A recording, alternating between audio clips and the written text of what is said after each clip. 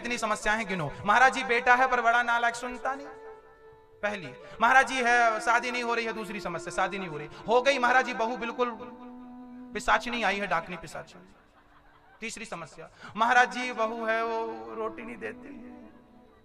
चौथी समस्या, अभी बहू नहीं थी अब है तो रोटी नहीं मिल रही। मतलब जिनके बेटा नहीं है वो केवल एक के लिए रो रहे हैं कि बेटा नहीं है, और जिनके है वो बेटा है तो नालायक निकल गया, बहू भी नालायक निकल गई, और पोता नहीं हो रहा बहू के, बेटा नहीं हो रहा, हो गया तो वो भी नालायक है, और बहू ने हाथ पकड़ के घर से निकाल दिया। लो अब और ये रोना जो है मिटता नहीं है। लगता है अब सुख मिलेगा, अब सुख मिलेगा, अब सुख मिलेगा, मिले ही नहीं। जिंदगी पूरी होने को आई,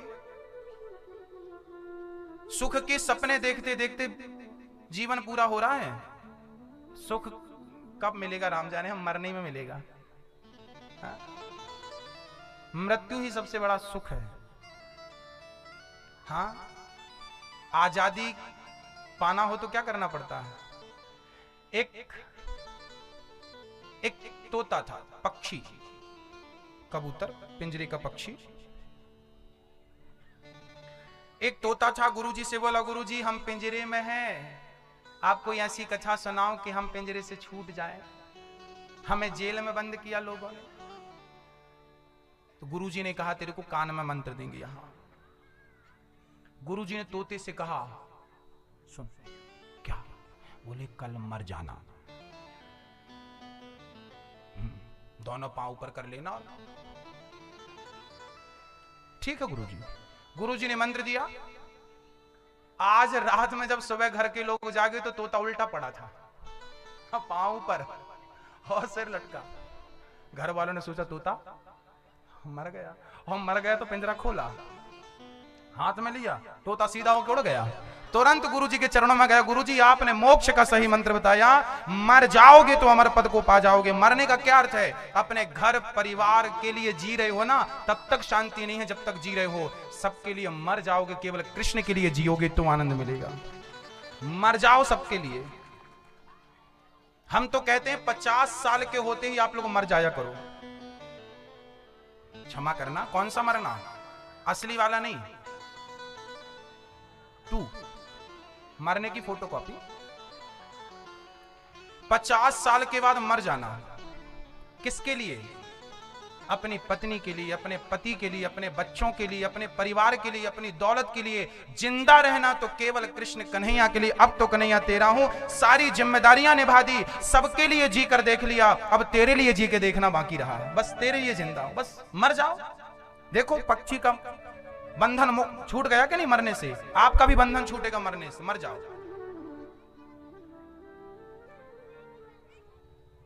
हाँ, श्री धुंधकारी ने पिता की खूब मार लगाई। साहब आप होते तो आपकी भी आंखों में आंसू आता। इतना मार लगाई, धुंध नस नस ढीली पड़ गई। आत्मदेव जी रो रहे हैं, बेटे ने मार। तब गौकर्ण जी आए और गौकर्ण जी ने पिता को बिठाया और पिता को क्या समझाया, जो एक पुत्र अपने पिता को समझाता है। आज वही बात, ये बेटा ये समझना कि मैं आपका बेटा और आप मेरी माँ और आप मेरे पिता। आज ये बेटा आप माता पिता को समझाएगा, वही बात समझाएगा जो गौकर्ण ने अपने पिता को समझाया। हर जगह पिता उपदेश नहीं करता, कभी कभी पिता को पुत्र उपदेश करता है। आज अपने पुत्र का उपदेश सुनिएगा। एक पुत्र क्या चाहता है, सच्चा बेटा क्या चाहता है और सच्चा पिता क्या चाहता है। गौकर्ण जी ने कहा कि देहे स्थिमांस रुधरे भीमतिम त्यजत्वम जाया सुता दिसु सदा ममता विमुंच पश्यानिशं जगदिदं क्षणभंग निष्ठम वैराग्य राग रसिको भव भक्ति निष्ठा। गौकर्ण जी ने कहा पिताजी देहे स्थिमांस रुधिरे विमतिम त्यजत्वम, आप कह रहे हो मेरा बेटा मर गया, मेरा बेटे ने मुझे मारा, मेरी पत्नी ने धोखा दिया। आत्मदेव जी गौकर्ण जी बोल रहे हैं पिताजी ये तो बताइए क्या ये पत्नी आपकी है? कई बार ना जो हमारा होता नहीं उसको हम अपना मानते हैं। अच्छा यहां जितने लोग बैठे हैं आप लोग दिल में हाथ रख के बताइए, क्या बेटा आपका है? बेटी आपकी है? आखिरी में अकेले ही रह जाओगे। जीवन भर कहते रहे बेटा मेरा, बेटी मेरी, अकेले। हाँ हाँ, अरे बेटा बेटी की छोड़ो, ये शरीर क्या आपका है? यदि ये शरीर आपका है तो बुढ़ापे में कम दिखने लगता है, आपने रोका क्यों नहीं? आंखों को कम क्यों देख रही हो? यदि ये शरीर आपका है तो बुढ़ापे में हाथ कमजोर पड़ गए, आपने रोका क्यों नहीं? शरीर आपका था तो बुढ़ापे में कमर कमजोर पड़ गई, रोका क्यों नहीं? घुटने कमजोर पड़ गए, रोका क्यों नहीं? आपका शरीर था तो दांत गिर गए, रोका क्यों नहीं? आपका शरीर था तो बुढ़ापा में एक कदम चला नहीं जाता, रोका क्यों नहीं? इसका अर्थ यह है कि शरीर भी मेरा। जब ये शरीर ही अपना नहीं है तो हम किसकी गारंटी लें कि ये हमारा है? आप लोग पूर्ण रूप से भ्रमित लोग हैं। आपको भ्रम है कि ये मेरा है, ये मेरा ना। आपको आज मैं आपका भ्रम तोड़ने आया हूं कि ना बेटी ना बेटा ना पत्नी ना पति, बेटा बेटी पत्नी पति की छोड़ो, ये शरीर भी तुम्हारा नहीं है, ये भी किराए का है। हाँ हाँ मेरी माँ, ये किसका है? एक दिन शरीर छोड़ के जाना पड़ेगा कि नहीं? कौन कौन जाएगा? सब जाएंगे। आप नहीं जाना, बस आप बैठे रहना। हाँ, आप कसम खा के आई हो जाएंगे नहीं। तो जीना 500 साल तक। घर वाले रोज प्रार्थना करेंगे भगवान अब तो उठा लो। ज्यादा जीना भी दुश्वार है। 100 साल के हो जाओगे ना तो नाती पोता भगवान से यही मांगेंगे भगवान उठा लो। हाँ या ना? इसलिए कहता हूं मान लो। भगवान जी हमें तो पता ही नहीं था कि सत्य बोलना चाहिए, सही काम करना चाहिए। भगवान बोले भेजी तो थी अनिरुद्धाचार्य को बताने के लिए, तुम सुने कहां? भगवान ने हमें भेजा है आपको मार्ग दिखाने के लिए, जाओ बता के आओ इन लोगों को। वैसे आप लोग मार्ग में हैं, सही मार्ग में, फिर भी भगवान प्यार करते हैं आपको तो हमको भेजते रहते हैं आपके पास, जाओ उनको बता के आओ। ये तो कृष्ण का प्रेम है आपके प्रति। जैसे हनुमान जी ने, राम जी ने हनुमान जी को दूत बना के लंका भेजा कि नहीं, आग लगाने के लिए, ऐसे हमें भी भगवान ने भेजा है, जाओ इनके पापों में आग लगा के आओ, सारे पाप जला के आओ। आपके पापों में आग लगाने के लिए भेजा। रावण की पाप की लंका में आग लगाई कि नहीं? हमें भी भेजा, जाओ तो सारे पाप जल जाने चाहिए। भक्तों अभी भी कुछ नहीं बिगड़ा। जीवन मिला है परोपकार करने के लिए, जितना परोपकार कर सको मन लगा के करो, जितना अच्छा कर सको कर लो, बाद में अच्छा करने का मन होगा कर नहीं पाओगी। एक मैया मेरे पास आई, महाराज जी 10 रुपए ले लीजिए। हमने कहा दे दो, चढ़ा दो भागवत जी को। रोने लगी। हमने कहा क्यों रोती हो मेरी माँ? बोले महाराज जी हमारी इच्छा थी कि हम जो आप वृद्धाश्रम बना रहे हैं वृंदावन में, उन वृद्ध माओं में से एक माँ को हम गोद लेना चाह रहे हैं, जीवन भर हम उसको भोजन देना चाह रहे हैं। हमने कहा जब देना चाह रही हो तो दे दो मेरी माँ। तो महाराज जी मेरी बहुत सारी संपत्ति थी, अभी पिछले महीने सारी दौलत, एक बड़ा सा बंगला था और 20-25 एकड़ जमीन थी, पूरी मैंने बेटे के नाम की। मैंने कल बेटे से कहा कि बेटा मुझे 21,000 दे दे, वो वृद्ध माताओं के लिए गोद लेना है, 21,000 में उनको जीवन भर भोजन मिलता है, तो एक पुण्य मेरे से कर लेने दे बेटा, बूढ़ापा है आज तक कोई पुण्य किया नहीं, यदि मेरे नाम से कोई बूढ़ी माँ भोजन करे तो इससे बड़ा पुण्य क्या हो सकता है। तो मैंने अपने बेटे से कहा कि बेटा मुझे 21,000 रुपए दे दे। तो बेटे ने कहा माँ इतना सारा दान करेगी? नहीं दिया महाराज बेटे ने पैसा। मैंने करोड़ों की उसे दी तो उसने हंस के रख लिया, लेकिन मैंने मांगा धर्म के लिए 10 रुपए मेरे पास थे, वही मैं दे रही हूं। तब मैंने उस माँ से कहा माँ तेरे अंदर देने का इतना बड़ा भाव है, ये 10 रुपए 10 लाख के बराबर है, चिंता ना कर, भीख मत मांग अपने बेटे से, बहुत है ये 10 रुपए। भक्तों जब तक आप दान कर सकते हैं कर लीजिए, नहीं ऐसा टाइम आएगा कि दान करने का मन तो होगा कि मैं भी दे देता, मैं भी दान कर लेता, पर आपके हाथ बंधे होंगे, चाहोगे तो कर नहीं पाओगे। इसलिए वृंदावन में वृद्धाश्रम उन वृद्ध माताओं की सेवा के लिए है, जहां अपनी बेटी अपनी बहू और अपने पुत्र ने घर से निकाल दिया, ऐसी वृद्ध माओं के लिए यदि आप हाथ नहीं बढ़ाएंगे तो हम किससे अपेक्षा रखेंगे। और ये कार्य आप सभी का है, सेवा का भाव है, बस सच। एक बाबा जी भीख मांगते थे, गांव में जाते थे, भीख मांगते थे। एक दिन किसी ने कहा कि बाबा जी तुम भीख क्यों मांगते हो? तब बाबा जी ने कहा कि बेटा, जब मैं आपके घर आता हूं ना, मैं भीख मांगने रोज रोज नहीं आता। मैं भीख मांगने कब आता हूं? उस संत जी ने कहा कि जब मैं देखता हूं कि इसके घर पे विपत्ति आने वाली है, इसके घर पे संकट आने वाला है, तो मैं जाता हूं तेरे घर पे और दान के बहाने तेरी विपत्ति मांग कर ले आता हूं। वो विपत्ति टल जाती है, तू दान कर देता है। तो भक्तों, जब कोई आपसे कहे कि सेवा के लिए दान करिए, तो आप जो धन देंगे वो धन नहीं होगा, आपके जीवन में आने वाले संकट धन के रूप में आप सब दे देते हैं, और आपको संकट, आपके जीवन के बड़े बड़े संकट टल जाते हैं दान करने मात्र से। कहते हैं दानम दुर्गति नाशनम, दान करने से मनुष्य की दुर्गति मिट जाती है। इसलिए दान करने का बड़ा महत्व। राजा हरिश्चंद्र दान करके ही अपने आप को अमर कर लिए कि नहीं? और हमारे दान करने से यदि किसी बूढ़ी मां का पेट भर रहा हो, वृंदावन तक हमारा धन पहुंच रहा हो, तो नुकसान क्या है? 21,000 कोई बड़ी रकम नहीं है आजकल कि आपका बहुत सारा धन कम हो जाएगा। आप 21,000, आजकल बच्चे शराब पीकर, सिगरेट पीकर धुएं में उड़ा देते हैं। आपके वो 21,000 बैंक में जमा होंगे, आप हमारे आजीवन सदस्य भी बन जाएंगे, और आपके सहयोग से एक माँ को रोटी, एक माँ के सिर पे छत, एक माँ के पेट में रोटी, एक माँ के शरीर में कपड़ा, और एक माँ के स्वास्थ्य के लिए दवाई, डॉक्टर उपलब्ध हो जाएगा आपके 21,000 से। इतने से सहयोग से यदि किसी का घर बस रहा है, किसी बूढ़ी माँ को सहारा मिल रहा है। बहुत जर्जर हालत है वृद्ध माँओं की, मैं आपको बताऊंगा। कभी वृंदावन आना, ठाकुर जी चाहेंगे तो आप मिलेंगे, आइएगा, दर्शन करिएगा। उन वृद्ध माओं का आपके सहयोग की जरूरत उन माओं को है। कुछ भक्तों ने सहयोग दिए हैं। यदि आपको लगता है कि आपका भी धन उस माँ तक पहुंचना चाहिए, उस माँ के पेट तक रोटी बनकर पहुंचना चाहिए, तो अपने भी सहयोग के हाथ बढ़ाइएगा। कुछ भक्तों ने सहयोग किया है, और सहयोग केवल एक बार नहीं होता। जैसे बेटी को विदा कर देता है पिता, तो क्या विदा करके भूल जाता है? नहीं नहीं, जीवन भर उसका हाल चाल लेता है जरूरत पड़ने पे। ऐसे ही आप एक बार सहयोग करके भूल मत जाइएगा। आपकी ही माँ है, हर पल जैसे आपको रोज रोटी की जरूरत पड़ती है, ऐसे माँओं को रोटी की जरूरत पड़ती है। तो आपका सहयोग के हाथ, धर्म के हाथ बढ़े रहें, बढ़ते रहें। पुण्य के लिए ईश्वर उन्हीं के हाथ थामता है जिनके हाथ परोपकार के लिए बढ़ा करते हैं। बैठ जाओ। धुंधकारी ने अपने पिता पर अत्याचार किया। पिता ने, पुत्र गोकर्ण जी ने समझाया, पिताजी घर से निकल गए।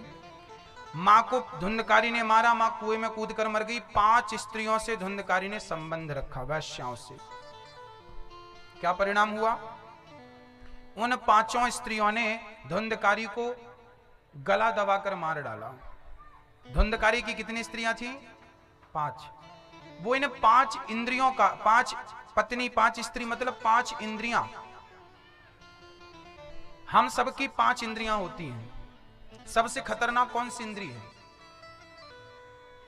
मैया जी शांति से बैठ जाओ, ये बच्चों को थोड़ा चुप कराओ। बहुत प्यार से बैठिएगा, बस थोड़ी, आधे घंटे की कथा बची, इसके बाद फिर कल सुनाएंगे। आधा घंटा और प्यार से बैठिए। हमारी 5 इंद्रियां हैं, 5 पत्नियां हैं। पहली इंद्री है आंख। ये ना अच्छा देखना चाहती, और मैं तो मानता हूं कि सारी फसादों की जड़ ये आंख है। सारे फसाद की जड़ क्या है? आंख। आंख देखती है, इसलिए इच्छाएं होती हैं। बड़ा सा बंगला देखा, इच्छा हो गई यार अपना भी होना चाहिए। बड़ा सी गाड़ी देखी, इच्छाएं हो गई यार अपनी भी होनी चाहिए। ओ सराफे से माताएं निकलती हैं तो सोने कौन सा हार बड़ा है, ना ले तो देख तो लें। देखती आंख है तो इच्छा हो जाती है कि ऐसा हार हमारा भी होना चाहिए। और सोचो आंख नहीं हो तो आप कितने सुखी हो जाएंगे, फिर कोई परेशानी करेगा आपको। फिर आप सोना चांदी कितना भी पहने रहो, आप देखोगे नहीं तो लगेगा नहीं ना। सारी फसाद की जड़ ये आंख है। ये आंख क्या है मेरी मां? ये इंद्री है, ये रूप का बोध कराती है। इसलिए कहता हूं कि आंख जमाने को देखेगी तो जमाने को देखकर इसका पेट कभी नहीं भरेगा, ये चाह इच्छाएं बढ़ाती जाएगी। इसलिए कहते हैं कि आंख मिली है तो मेरे गोविंद के चरणों को देखा कर, उनकी मुस्कान को देखा कर, आंखों का सार्थक हो जाएगा रहना आपके शरीर में। ये आंख केवल उनके लिए मिली है ताकि नाक से मेरे गोविंद की सुंदर सी बांकी झांकी मन मंदिर में बसाओ और बस आंख मूंद कर उसी बांकी झांकी का दर्शन करते रहो। मेरे बिहारी जी ऐसे हैं, मेरे श्रीनाथ जी ऐसे हैं, मेरे एकनाथ जी ऐसे हैं, बस बसाओ। ये आंख की सार्थकता है। दूसरी इंद्री है कान। कान चाहता है कि बढ़िया सा सुन ले, तारीफ सुन ले, निंदा और बुराई की तो बड़ी आदि है कान आदि, ये सुनना पसंद करते हैं, ये देखना पसंद करती है। तीसरी इंद्री है ये नाक, ये सूंघना पसंद करती है, इसे अच्छा अच्छा सूंघाओ। लोग परफ्यूम खरीदते रहते हैं, ये नहीं ये नहीं ये नहीं ये नहीं, नहीं। परफ्यूम की खुशबू से काम नहीं बनता। आप ऐसा कर्म करो कि आपके अच्छे कर्म ही आपको खुशबू देने लगे, आपके अच्छे कर्म ही तो परफ्यूम का काम करेंगे। अब चरित्र से बिगड़े हो और परफ्यूम डाल रहे हो तो क्या मतलब? खुशबू चरित्र की होनी चाहिए, परोपकार की खुशबू होनी चाहिए, धर्म कर्म की खुशबू होनी चाहिए। परफ्यूम तो सब डाल लेते हैं। हाँ, तीसरी इंद्रिय नाक है, ये सूंघाती रहती है, ये सूंघने की आदि है। चौथी इंद्रिय है हमारी जिह्वा, ये आज जलेबी खाओ फिर रसमलाई, ये मांगती रहे, इसका पेट भरते नहीं, बड़ा दांत टूट गए फिर भी चना चबाने की इच्छा होती है, ये नचाती है। कौन? ये जिह्वा, बताइए। और पांचवी इंद्रिय है ये चमड़ी त्वचा, ये अच्छा अच्छा स्पर्श करना चाहती है, छूना चाहती है। स्त्री पुरुष को छूना चाहती है, पुरुष स्त्री को छूना चाहता है। भोगों की कामनाएं लिए लोग बैठे रहते हैं, भोगों की कामनाएं, जिंदगी चली गई भोग भोगते, पर इच्छाएं हैं कि मिटती नहीं। सच कहता हूं मेरी मां, इन 5 चीजों ने आपको, हम सभी को ठग लिया। पूरी जिंदगी हम लोग देखते रहते हैं, ना देखने की इच्छा पूरी हुई, सुनते रहते हैं ना सुनने की इच्छा पूरी हुई, सूंघते रहते हैं ना सूंघने की इच्छा पूरी हुई, चखते रहते हैं ना चखने की इच्छा, स्पर्श करते रहते हैं ना स्पर्श करने की इच्छाएं पूरी हुई। क्या करें? इन 5 इंद्रियों ने हमें ठग लिया, हमें पता ही नहीं चल रहा। हमारे घर पे चोरी हो जाए तो हमें लगता घर पे चोर चुरा के ले गए, चोरी करके ले गए। अरे वो चोर तो क्या चुराएंगे, ये 5 इंद्रियां आपको छल रही हैं, ठग रही हैं, चोरी कर रही हैं। पूरी जवानी, पूरा बुढ़ापा इन इंद्रियों की भरपाई करते करते निकल गया। बचा क्या आपके पास? आपका लड़कपन समाप्त हो गया इन इच्छाओं की पूर्ति में, आपकी जवानी मिट गई इन इच्छाओं की पूर्ति में। अब आपका बुढ़ापा जो बचा है वो भी मिटता जा रहा है, मिटता जा रहा है इन 5 की। इस 5 से ज्यादा छठवीं कोई इच्छा नहीं होती किसी की, है ही नहीं, छठवां सब्जेक्ट ही नहीं है। या तो आप देखना चाहोगे, या तो आप सुनना चाहोगे, या सूंघना चाहोगे, या चखना चाहोगे, या स्पर्श करना चाहोगे। इंसान की इन 5 में से कोई इच्छाएं होती हैं। सूत्र 5 है, छठवा है ही नहीं। और धुंधकारी की 5 इच्छाएं ही उसकी पत्नी थी और 5 ने गला दबाकर मार दिया। एक दिन मर जाओगे लेकिन इच्छाएं समाप्त होने का नाम नहीं लेंगी। इसलिए संत कहते हैं कि मरने के पहले अपनी इच्छाओं को मार डालना, यही ज्ञानी जन की लक्षण है, यही शास्त्र कहते हैं, यही सत्संग का अर्थ है, यही जीवन की सार्थकता। मरने के पहले किसे मारना? अपने शत्रुओं को। और हमारे शत्रु कौन है? हमारी इंद्रियां, जरूरत से ज्यादा हमारी कामना इच्छाएं। यही तो हमारे संत क्या कह के गए हैं कि राम इतना दीजिए जामे कुटुंब समाए, मैं भी भूखा ना रहूं साधु ना भूखा जाए। जरूरत से ज्यादा संग्रह नहीं करना चाहिए। हम लोग जोड़ते रहते हैं। आज लोग इसलिए परेशान नहीं है कि उनके पास खाने को रोटी नहीं है, आज लोग इसलिए परेशान है कि तिजोरी भर नहीं रही है। पेट भरने की चिंता किसी को नहीं है, जिसको जिसको चिंताएं हैं तिजोरियां भरने की चिंता है। पेट भरने की चिंता होती तो चिंता है ही नहीं किसी को, पेट तो सबका भर रहा है, चिंता तिजोरियों की है। इसलिए लोग जरूरत से ज्यादा परेशान है। हाँ मेरी मां, इसलिए अपनी इच्छाओं पर कंट्रोल करिए, अपनी इंद्रियों को साधिए साधिए साधिए, ज्ञान से साधिए। धुंधकारी प्रेत बन के घूमने लगे। गौकर्ण जी ने भागवत सुनाई। उस प्रेत आत्मा को जब 7 दिनों तक भागवत सुनाई, तब उस भागवत की कथा से धुंधकारी जैसे महान पापात्मा का उद्धार हो गए। ये भागवत की महिमा कि व्यक्ति कितना भी बिगड़ा ही क्यों ना हो, यदि उसने जीवन में भागवत को धारण किया है तो उसका निश्चित उद्धार कल्याण होकर ही रहेगा। ये भागवत की धुंधकारी का हुआ। गौकर्ण जी ने दूसरी बार भागवत सुनाई। सारे पशु पक्षी तक विमान पर बैठ बैठ के भगवान के निज धाम को चले गए। धुंधकारी ने जाते जाते एक बहुत बढ़िया बात कही। धुंधकारी ने एक बात कही कि देखो, दाल चावल सब्जी रोटी से शरीर बनता है।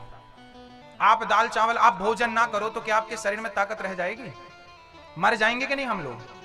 भोजन ना करें हम तो मर जाएंगे कि नहीं? हाँ ना में जवाब दीजिए, हाँ ना। तो भोजन दाल चावल सब्जी रोटी से हमारा शरीर बना है।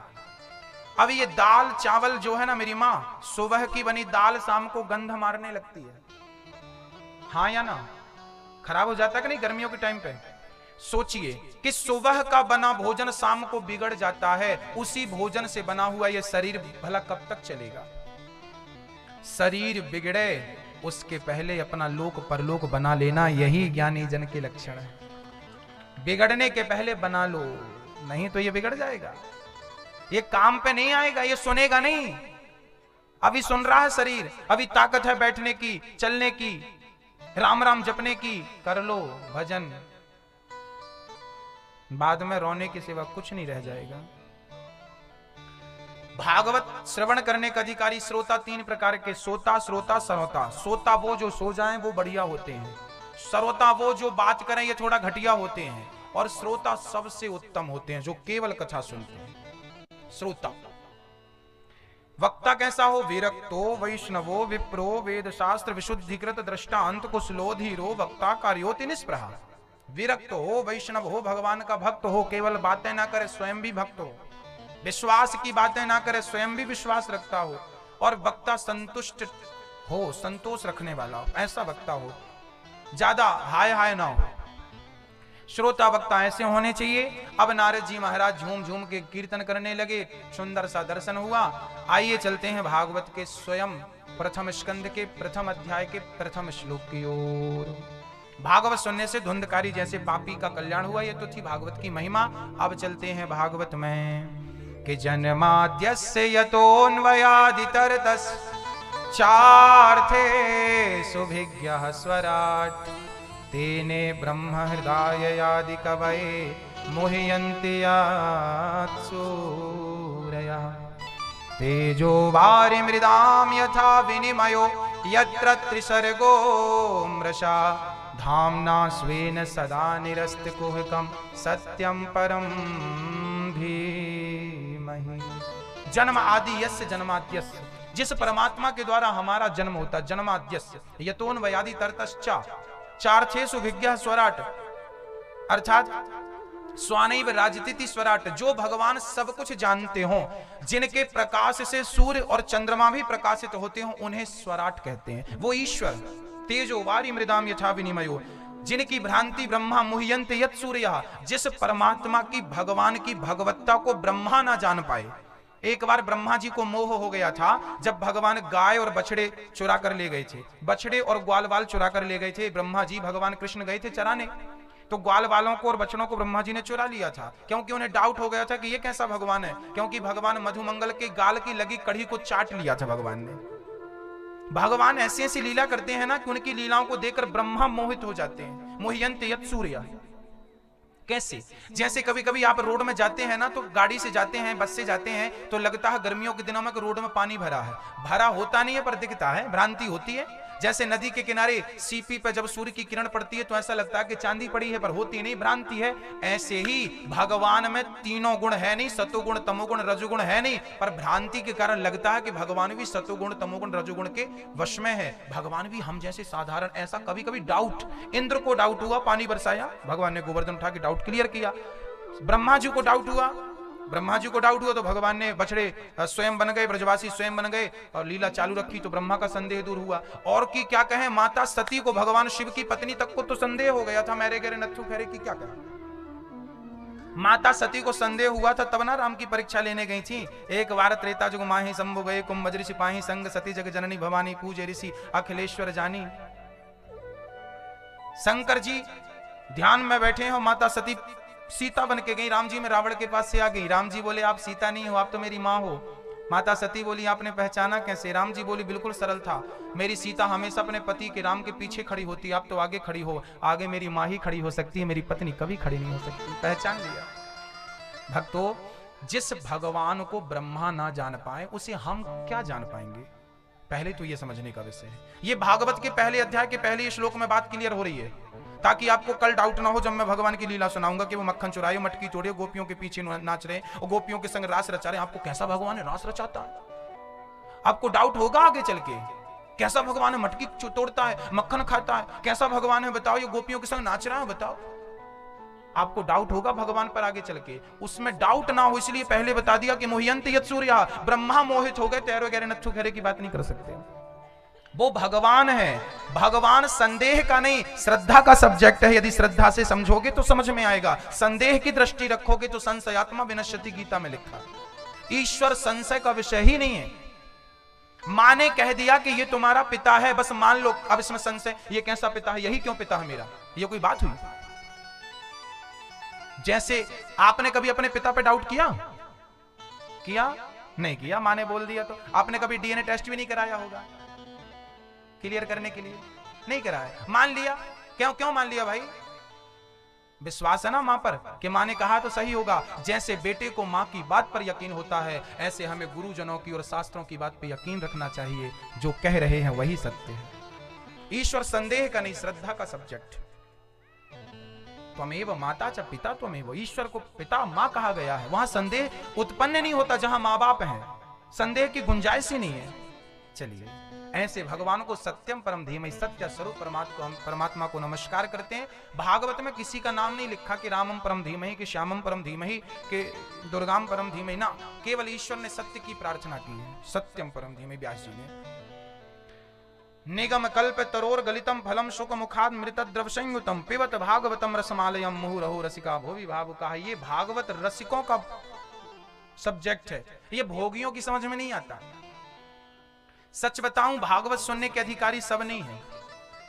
जिनके अंदर प्रेम हो, जिनके अंदर भक्ति हो, वो भागवत सुनेंगे तो उन्हें ज्यादा समझ में आएगी। कोई गलत व्यक्ति भागवत में बैठ जाए तो क्या समझेगा? पहली क्लास का विद्यार्थी जाके पीएचडी की क्लास में बैठ जाए, जहां पीएचडी का कोर्स हो रहा हो, पहली क्लास, उसी को समझ में आएगा? नहीं आएगा। ऐसे ही भागवत तो रसिकों का ग्रंथ है। जिनका प्रेम गोविंद से हो गया है, जिनकी आंखों से आंसू निकलने लगे हैं उनकी भक्ति, उनके प्रेम के लिए, अब वो लोग भागवत सुनेंगे तो उनको और आनंद की अनुभूति होगी। वो अधिकारी हैं क्योंकि वो भागवत का काखा गाघा जानने लगे हैं। जो भागवत का काखा गाघा नहीं जानते वो क्या समझेंगे भागवत क्या है? तो भागवत सुनने का भी अधिकारी होना पड़ता, सब इसके अधिकारी नहीं है। हाँ, श्री सुखदेव भगवान कह रहे हैं कि भागवत पका हुआ फल है। सूत जी कह रहे हैं कि सुखदेव जी ने अपना मुंह लगा के सिद्ध कर दिया कि भागवत पका हुआ फल है। सुखदेव जी ने परीक्षित को सुनाया, कल्याण हुआ, तब से निश्चित हो गई। अच्छा, भागवत में सुखदेव जी सूत जी महाराज प्रणाम कर रहे हैं कि नारायणम नमस्कृत्य नरम चैव नरोत्तमं देवीं सरस्वतीं व्यासं ततो जयमुदीरये। हे प्रभु, आपको नमस्कार करते हैं। नारायण भगवान को नमस्कार, मां सरस्वती की वंदना करते हुए कथा में प्रवेश करते हैं। कथा का प्रथम प्रश्न खड़ा हो गया। भागवत का पहला प्रश्न है, मनुष्य का धर्म क्या है? मैया जी, हाँ, मनुष्य का धर्म क्या? भागवत का पहला, भागवत जी ना प्रश्न से शुरू होती है। भागवत का पहला प्रश्न है, मनुष्य का धर्म क्या है? आप में से कितने लोग मनुष्य हैं? हाथ उठा के क्लियर करो। जो मनुष्य हैं वो हाथ उठाएं। मनुष्य के रूप में जो शैतान है वो नहीं उठाएं। क्योंकि भाई मनुष्य जैसा दिखना पर्याप्त नहीं है। मनुष्य उसे नहीं कहते जो मनुष्य जैसा दिखता हो, मनुष्य उसे कहते हैं जिसके अंदर मनुष्यता हो। स्वयं भगवान राम को मनुष्य बनकर आना पड़ा ना। रावण ने वरदान मांगा था, हम काहू के मरहि न मारे और बानर मनुष्य जाति दुई बारे। रावण ने वरदान मांगा था, हम मनुष्यों के हाथों मरेंगे, तो मनुष्य बहुत थे, कोई भी ठोक देता रावण को। राम को क्यों आना पड़ा? राम जैसी मर्यादा जिसके भीतर होगी उसी को मनुष्य कहा जाएगा। बाकी मनुष्य जैसे पुतले तो बहुत घूम रहे हैं इंदौर में। हाँ, अच्छा, शुद्ध सोना कितने कैरेट का होता है? 52। ओ मैया, कितने कैरेट का होता है? 24। पड़ोसन से पूछ के क्लियर हो गया। शुद्ध सोना कितने कैरेट का होता है? 24 कैरेट का। गोल्ड शुद्ध, जो शुद्ध सोना होता है, जो भाव लो, जो चल रहा मार्केट में उसी भाव बिकता है। एक रत्ती कम नहीं, उसमें बट्टा बट्टा नहीं कटता। आभूषण में कटता, उसमें टांके रहते, मिलावट रहती है। आभूषण 24 कैरेट के नहीं होते, आभूषण 23 के होते हैं। शुद्ध सोने के बिस्किट, सोने का सिक्का 24 कैरेट का होता। अब मैं आप लोगों से पूछता हूं कि जैसे शुद्ध सोना 24 कैरेट का होता है, पर मिलावट हो जाए तो 23 कैरेट, और मिलावट हो जाए तो 22, और मिलावट हो जाए तो 21, और मिलावट हो जाए तो 15, 18, 17 और 10 भी बन जाए और 4 भी बन जाए, और ज्यादा मिला दो तो 1 ही कैरेट रह जाए, बाकी सब पीतल है। बस ऐसे ही जब आप लोग मां के गर्भ से बाहर आए थे ना, तब आप लोग सबके सब 24 कैरेट के थे, पर ज्यों ज्यों बड़े होते गए मिलावट होती गई। काम, क्रोध, लोभ, मोह, अभिमान, अहंकार, मत्सरता, निंदा, चुगली, इतनी मिलावट हुई कि अब कैरेट 0 हो गया, पता नहीं कितना बचा है। आप ही बताओ आप कितने कैरेट के हो? बता, अपने मुंह से बताइए, हम क्या बताएं। मैया जी बताओ आप कितने कैरेट की हो? मिलावट यदि नहीं है तो मैं आपको प्रणाम करूंगा, आप 24 कैरेट की हो। मनुष्य उसे कहते हैं तो 24 कैरेट का हो, जिसके अंदर काम ना, क्रोध ना, लोभ ना, अहंकार ना, जो बिल्कुल फिजूल की चीजें ना हो, वो मनुष्य है। राम जैसे मनुष्य से रावण मरे, क्योंकि राम जैसी मर्यादा कहां पाई जाएगी। इसलिए मेरी माँ, मनुष्य जैसे दिखने के लिए पुतले भी मनुष्य जैसे दिखते हैं, पर मनुष्य उसे नहीं कहते जो दिखे। अरे भाई, रावण सीता को चुराने गया था तो साधु बन के गया था, क्या रावण साधु था? रावण साधु था नहीं, बन के गया। ऐसे लोग मनुष्य होते नहीं है, मनुष्य बने घूमते हैं। मनुष्य उसे कहते हैं, सभी में बांट कर खाए उसे इंसान कहते हैं, पराया दर्द अपनाए उसे इंसान कहते हैं, यूं भरने को पक्षी भी अपना पेट भरते हैं, सभी में बांट कर खाए उसे इंसान कहते हैं। इंसान, मनुष्य। बताओ मेरी मां कितने कैरेट की हो आप बताओ। आपकी आत्मा बताएगी आपको। आप दुनिया से झूठ बोल सकते हैं, याद रखना, अपने आप से कभी नहीं बोल सकते। आज अपने घर पे जाना, आईने के सामने खड़े होना और बोलना कि आप अपने आप से पूछना कि आप कितने कैरेट के हो। क्या 24 कैरेट के हो, या 20 के हो, या 15 के हो, या 10 के हो, या 5 के हो? कितने वो आप जानते हैं, मैं नहीं जानता। आपकी टेंशन मैं नहीं पालता। बस मेरी तो आपसे हाथ जोड़ के यही प्रार्थना रहेगी कि अपने अंदर जितनी मिलावट कर चुके हैं आप लोग, तुरंत उस मिलावट को डिलीट करिए और अच्छा इंसान बनिए, अच्छे मनुष्य बनिए। जिस दिन आप अच्छे मनुष्य बन जाएंगे ना, अच्छे मनुष्यों को ही आजकल लोग भगवान कहते हैं, उसी को भगवान कहते। राम जी मनुष्य बन के आए ना, राम जी भगवान थे, क्योंकि ऐसा मनुष्य भगवान हो जाता है। ऐसा मनुष्य भगवान हो जाता है, हो जाता है। भगवान कोई बना बनाया पैदा नहीं होता। कर्म करके राम जी 14 साल के लिए वनवास ना गए होते और पिता की आज्ञा ना मानी होती तो क्या राम को आप भगवान कहते? बस मेरी माँ, भगवान कौन है? आप ही तो भगवान है। राम कौन है? आप ही राम है। यहाँ जितने लोग बैठे हैं सबके सब राम है और सबकी सब सीता है। मुझे तो लगता है यहाँ हर स्त्री सीता है और यहाँ का हर पुरुष राम है। राम केवल वो राम नहीं थे, आप भी तो राम हो, आप भी राम है। लेकिन उस दिन पूरे राम बन जाएंगे। आपने अपने राम, अपने अंदर के राम को भी आपने सुला रखा है। जिस दिन आप अपने अंदर के राम को जगा दोगे और अपनी बुराइयों के रावण को सुला दोगे, सच कहता हूं उस दिन आप राम हो जाओगे। बुराइयों का रावण मर जाए और अच्छाई का राम जिंदा हो जाए, अच्छाई का राम जाग जाए। सो रहे हैं राम जी आपके भीतर। जो पुरुष पराई नारी को ना देखता हो, जो स्त्री पराई पुरुष को ना देखती हो, वही तो सीता है, वही तो राम है। वो लक्षण आपके अंदर है तो मैं आपको राम कहता हूं ना। आप 100% राम नहीं बन सकते, मानता हूं, परंतु आप 20% राम बन गए तो भी मैं आपको प्रणाम करूंगा कि आप राम तो बने। कोई बात नहीं, आप 100% सीता मत बनो, पर 5% तो बन जाओ। अब हम हार जाए, नहीं हम राम नहीं बन सकते। क्यों नहीं बन सकते भाई? तुम 100% नहीं बन सकते, ठीक है, हाँ, पर कुछ तो बन सकते हो। चरित्र के तो अच्छे बन सकते हो, आज्ञाकारी तो बन सकते हो। जितना कर सकते हो उतना कर लो। जो नहीं हो रहा वो सब राम पर छोड़ दो, सब राम जी करेंगे, है ना मेरी मां? तो मनुष्य का धर्म है परहित सरिस धर्म नहीं भाई, पर पीड़ासम नहीं अधमाई। पराई विपत्ति को अपने सिर पर लेके उसे कम करना, लोगों की सेवा करना। वृद्ध माओं के लिए जो आप सेवा दे रहे हैं, सहयोग दे रहे हैं, यही आपका सबसे बड़ा धर्म है, पुण्य है। धर्म क्या है? लोगों के आंसू पहुंचना ही मनुष्य का धर्म है। और गोस्वामी जी ने एक आखिरी बात कह दी कि धर्म ना दूसरा सत्य समाना। सत्य से बड़ा कोई धर्म। राम ने 11,500 वर्षों तक राज्य किया है। उस 11,500 वर्षों के राज्य में राम ने एक बार असत्य नहीं बोला। जो पूरी जिंदगी जी लेता हो और एक बार झूठ नहीं बोलता हो, उसे आप क्या कहेंगे? उसे भगवान, यदि मेरी माँ आप भी पूरी जिंदगी जी लो और आप भी एक बार झूठ ना बोलो ना, तो मैं आपको भगवान कहूंगा, मैं आपको स्त्री नहीं कहूंगा, मैं उसको पुरुष नहीं कहूंगा जो सारे जीवन झूठ नहीं बोला हो, सत्य के मार्ग पे चला हो, जीवन में कितना भी कष्ट आया हो पर सत्य से डिगा ना हो, उसे मैं राम कहूंगा ना, उसे मैं सीता कहूंगा। मेरी माँ ऐसा मत सोचो कि आप नहीं बन सकती हो, बन सकती हो, बनना क्या हो ऑलरेडी। अच्छा चलो एक छोटा सा दृष्टांत देके आपको इस बात को क्लियर करता हूं।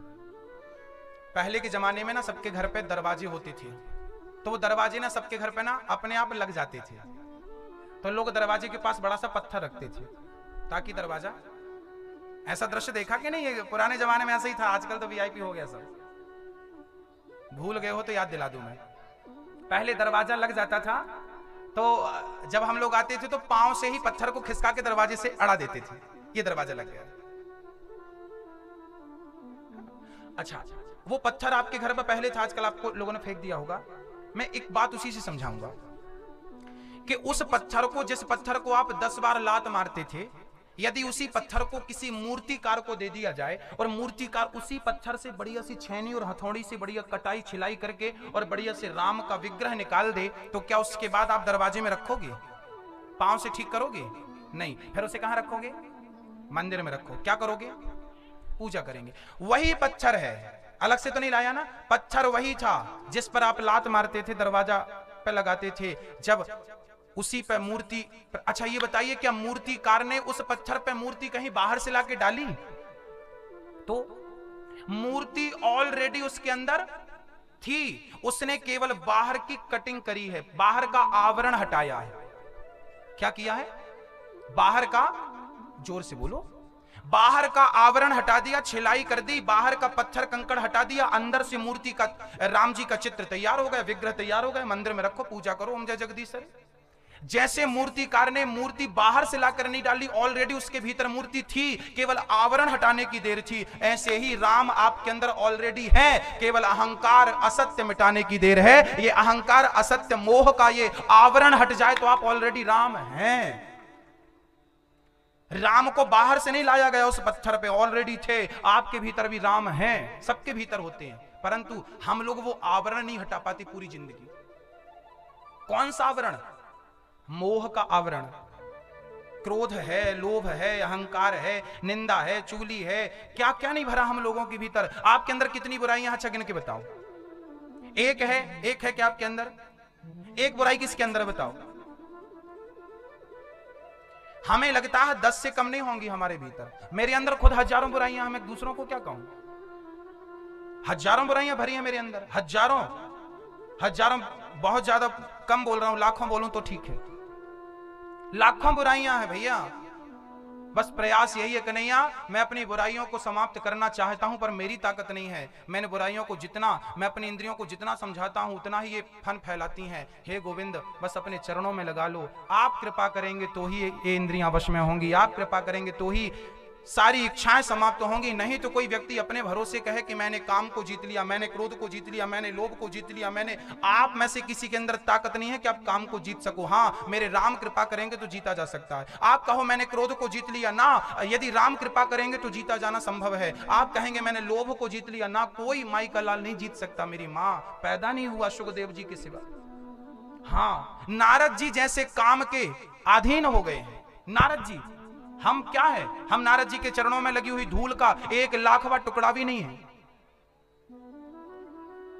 जब नारद जी जैसों को इंद्रियों ने नहीं छोड़ा, विश्व मोहिनी के चक्कर में पड़ गए, तो हम लोग कौन हैं? इसलिए हमेशा भगवान से प्रार्थना करते रहो कि हे प्रभु, हम क्रोध को नहीं जीत पाएंगे। अच्छा, जब एक बात बताना मेरी माँ, जब छोटे से बच्चे को, जब आपके बच्चे को कोई परेशान करता है ना, तो आपका बच्चा आपको शिकायत करता है, मम्मी वो फलाने ने मारा, उसने ये बोला, तो आपसे बताता है कि नहीं?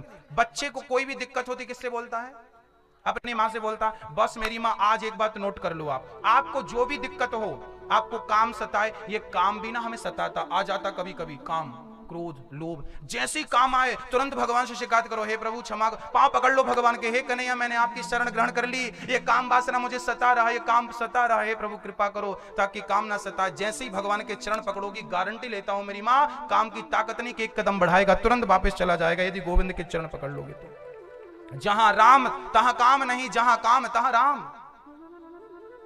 यदि क्रोध सताए तो भगवान के तुरंत पांव पकड़ लो, हे प्रभु ये क्रोध मुझे बहुत सता रहा, बहुत परेशान कर रहा है, ये बार बार आ जाता है, पांव पकड़ लो, भगवान से शिकायत करो। तुम्हें वो माता च पिता, वो हमारे माई बाप हैं, हर बात हमें उनसे शेयर करनी चाहिए। जब क्रोध आए तो किसके पांव पकड़ो?